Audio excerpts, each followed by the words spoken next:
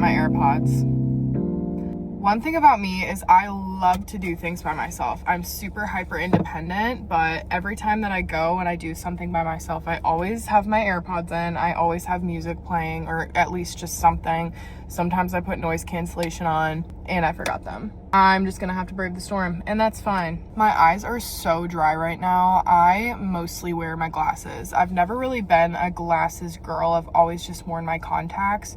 Well, I guess when I first got my glasses when I was in the 4th grade, I wore my glasses for a couple years, and then I was introduced to contacts and loved them. But now I've just been a glasses girly. I love to give my eyes a break, and I love my frames that I have. But now I've ran into this issue where whenever I put my contacts in, my eyes get so dry because my eyes like aren't used to something in them, if that makes sense. I'm really hoping that I find some cute fall stuffs. I'm really hoping for some vintage fall decor. I'm hoping that the books are good, but they're never good in this Goodwill. It's just, the section's not that great. I'm also really hoping for some fall sweaters or some crew necks maybe. I love crew necks. I wear this green crew neck from Aerie all the time, and I have the same one in gray, and I wear it all the time. It's so comfortable. It's super roomy. It's the best thing ever. I'm hoping to find something like that.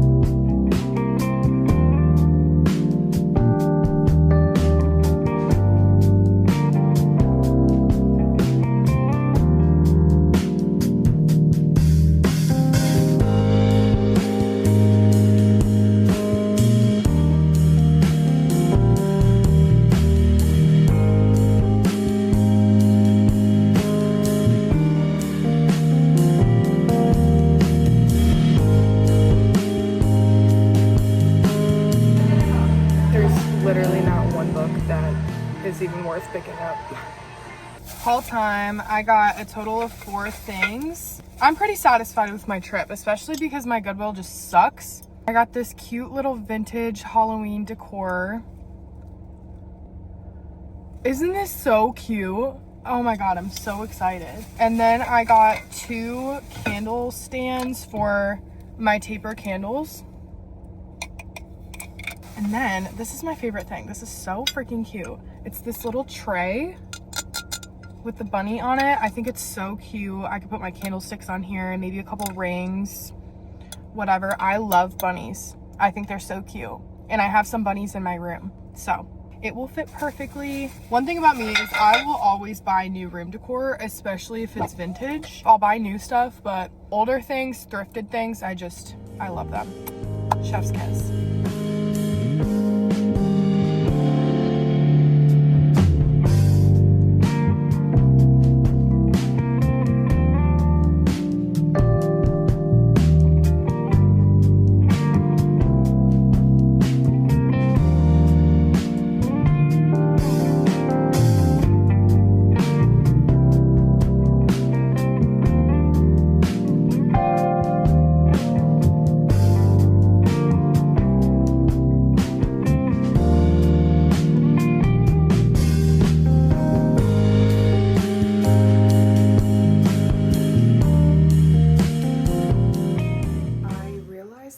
Showed you guys what I got at Walmart.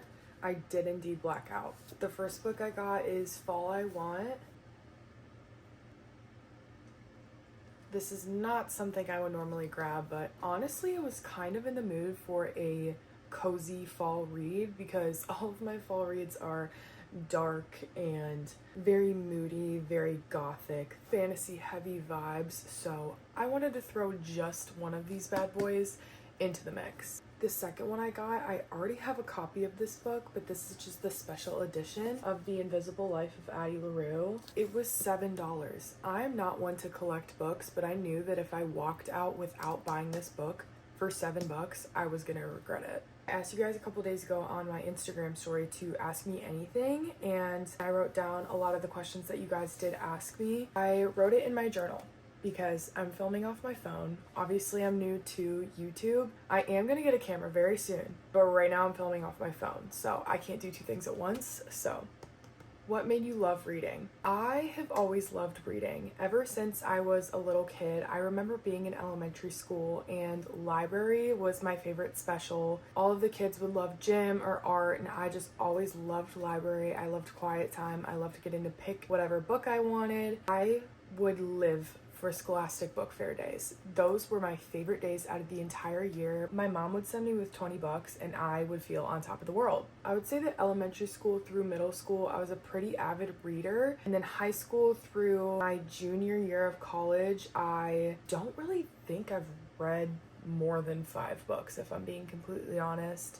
I was just totally wrapped up in other things, and I honestly forgot how much I loved reading. But ever since, I want to say 2022 is when I started to read again. How do you stay focused? This is a good question because a lot of the times I'm not focused and I have to force myself to be focused. The biggest distractor for me, and I feel like this is a common distractor for a lot of people, is my phone. The reason why I get into book slumps is because I'm on my phone too much. My screen time is at a disgusting amount. Obviously, I create content, so whenever I'm filming myself reading, I'm not on my phone. But if I'm reading and I'm not filming at that time, I usually put my phone in an area that's not within reaching distance and turn my ringer off. Sometimes I'll even put do not disturb on, because sometimes I just open TikTok and then I just keep scrolling and scrolling and scrolling for hours and then just don't pick up my book. If you could only read one genre for the rest of your life, what would it be?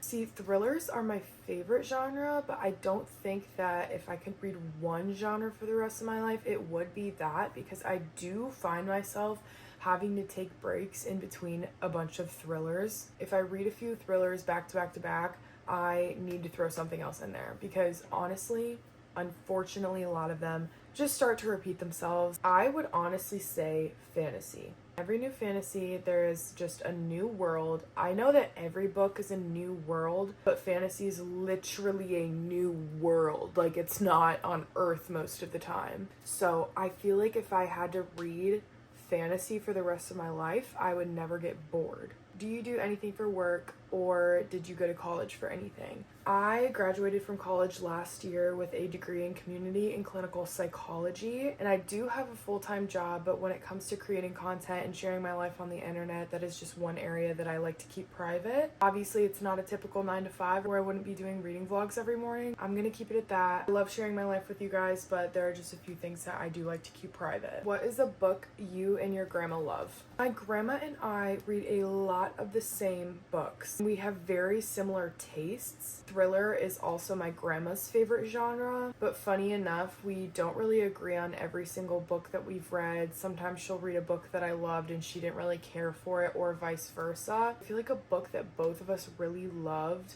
honestly, I'm just gonna say Frida McFadden's books in general. There has been a handful of books by Frida that my grandma and I collectively did not care for, but for the most part, I would say 75% of Frida's books that we have read, we've really enjoyed, and we love yapping about them. We get so excited for the new releases. There's a new release in, I think, October, and we're super stoked for that. Anything outside of Frida, it's kind of hard because we don't really have the same opinions on each book, which is cool because reading's subjective, and it's funny that we both share the same favorite genre, but when it comes down to the books themselves, we're not always on the same page. What book got you into reading? I'm gonna view this as a 2-part question. I really got into reading in middle school. That was obviously short-lived, but I remember the Maze Runner series in Divergent. Oh my god, I was obsessed. I was convinced that I wanted a full back piece, just like Fours. I'll put it here if for some reason you don't know what I'm talking about. I mean, cool tat idea, but just not for me. There was another series that my friend and I read in middle school, and we were so obsessed with it. I think it was called Thirst. It was a series about vampires. And I also read Twilight. Twilight was another one that I really loved, but Thirst, I think she was the one to get into them and then made me read them. I remember checking them out at my library, and I remember we would read them simultaneously and go into English class together because we sat right next to each other, and we would just yap about these books all the time. That was so long ago. I don't really remember much of what happened in that series, but I would love to reread that and see my opinions on it as an adult reader now, because I was just obsessed with that series. And I've never seen that series talked about on Book Talk. I don't even think it's because it's a YA series, because I see a ton of YA books on my For You page. I definitely do want to give that a reread. The book that kickstarted my adult reading journey was The Housemaid by Frida McFadden. I was seeing things online about this book. I was just dipping my toes into the water of Book Talk, and I just kept seeing The Housemaid over and over and over again. And I specifically remember I went to a Barnes & Noble with my cousin, and I bought The Housemaid and The Silent Patient because she read The Silent Patient and really loved it. I ended up not liking that book because I saw the plot twist absolutely coming. The Housemaid, I read The Housemaid before I read The Silent Patient, and that plot twist absolutely rocked my world. Looking back at it, it's definitely not like the best book that I have read in my adult reading journey by any means, but going from not reading from basically 8th grade to finally reading a book with a really good plot twist at the end in my junior year of college, I was bamboozled. Then I started getting really into Frida. I got into Colleen Hoover for a little bit. And then I remember that summer I asked for a Kindle, and the rest was history. Do you prefer books over a Kindle? I go in phases. I feel like this is a shared experience. Right now, I would say that I prefer books over my Kindle. I don't really have an explanation for it. It's kind of just a feeling for me. Like, do I want to hold a physical book and physically flip the pages? Or do I want my reading to be really convenient where I'm laying on my side in my bed and I don't have to flip through pages and I'm just holding my little Kindle? Or do I want to prop my Kindle up with my Kindle stand and clicker? It just really depends. I feel like the last couple months, really, I've primarily stuck to physical books. I also just love the consumption of physical media. I obviously have a pretty large book collection of my own, and I'm definitely not going to stop. I love collecting media. I think that that's a lost art, especially in a world full of technology. I do love my Kindle, like, so much. There's nothing about it that I don't like, but it's just a preference thing for me. I will switch back and forth. If I read this question next week, it might have been my Kindle, and I might have said, I actually don't want to touch another book for months. General bio of yourself. I feel like I don't have that many interesting things about me because I love slow living, and there's nothing wrong with that. I find so much joy in slow living. I don't know if you guys know my age, but I'm 23. Obviously, my most loved hobby is reading, but I do have some other hobbies as well. I definitely could pick up some more hobbies or rekindle some of the hobbies that I've had and haven't tapped into in the past. I also just hyperfixate on hobbies. Sometimes I'll be doing one thing for 2 months and absolutely obsessing over it, and then a flip just switches and I don't want anything to do with it. Love art. I wouldn't say that I'm a good artist, but I love painting. Painting is so therapeutic for me. Like, it would be so therapeutic to listen to an audiobook and just start painting.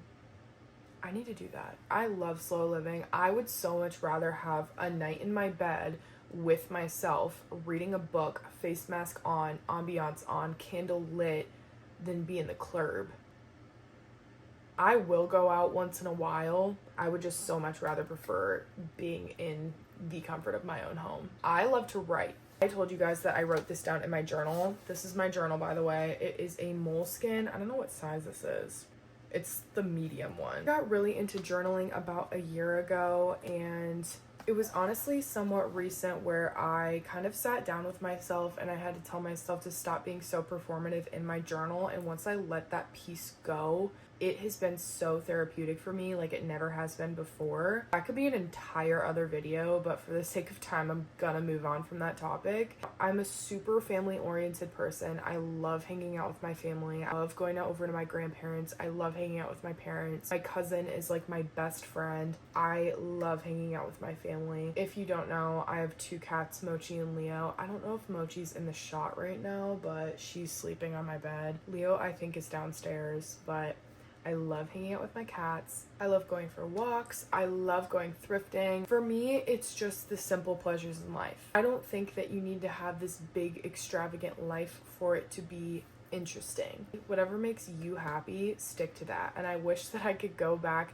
to my younger self, tell her that your life does not need to match up to what the person next to you is doing, or let alone what society's telling you to do. I also feel like there's a huge pressure in women in their 20s that you need to have everything figured out, you need to have your entire life mapped out.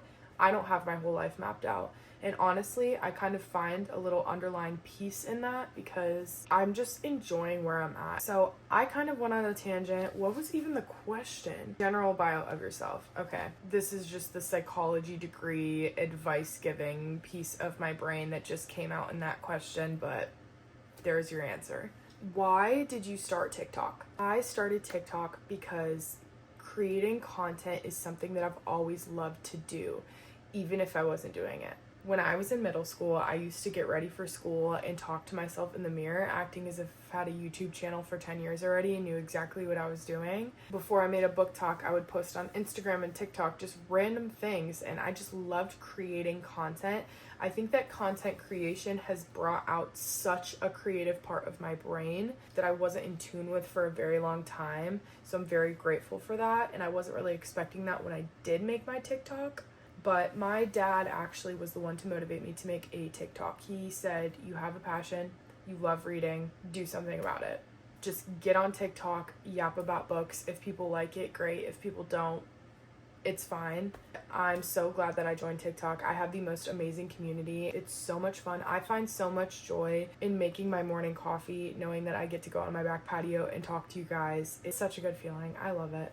What are your top 3 favorite authors? I would say right now, V.E. Schwab.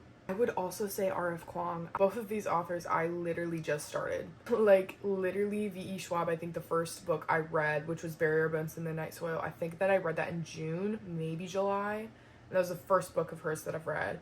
And then R.F. Kuang, last month I read Yellowface. That was my first R.F. Kuang book. And then I read The Poppy War. And that actually tore my heart out of my chest. Nothing could have prepared me for that. I would hear people all the time talk about how horrible that book was in the best way possible. And for some reason, I was like, I'm going to be different. I'm not going to cry. It's not going to get to me like that. BFFR. Okay, I need to get back on track. My third author right now would probably be... Ooh, this is really hard. I'm sorry, I'm staring at my bookshelf right now. I've only read a couple books from each of these authors, but that's why they're my favorite authors, because I'm like, I don't even need to read all your books to know that I love you. Obviously, I'm going to read all of your books, but as of right now, like, you are top tier for me. I can't narrow it down between these two, so I'm just gonna say it.